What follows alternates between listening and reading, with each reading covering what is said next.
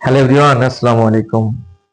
Doctor G M মেধা page থেকে আমি doctor গোলাম মাসুদ মেধা আমার ভুবনের সকলকে স্বাগতম।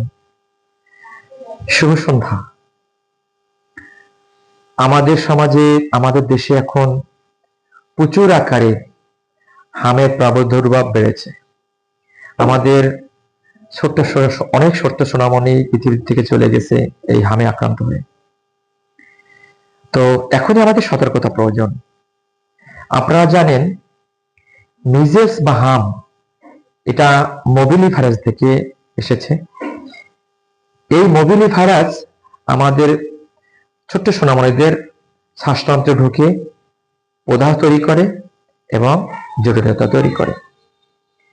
এই জন্য আমাদের ছোট্ট সোনামণিরা বা একটু যারা কিশোর বয়সের তারা কিন্তু হামে আক্রান্ত হচ্ছে। তো এটা এক ধরনের ছোঁয়াচে রোগ। তো যারা হামে আক্রান্ত হয় তাদের একটু আলাদা করে বিচার রাখা উচিত।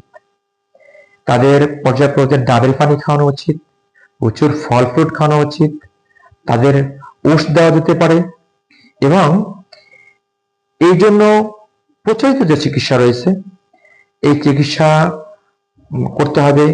যদি বেশি টেম্পারেচার থাকে তাহলে টেম্পারেচার কমানোর ওষুধ দিতে হবে।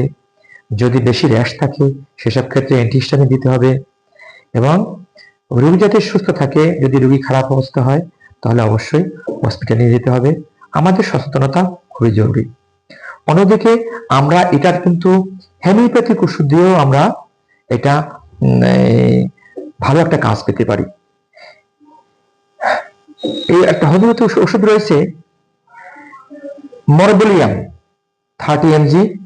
এই মরবেলিয়াম এটা আমাদের ছোট সুইট বারের মতো পাওয়া যায়।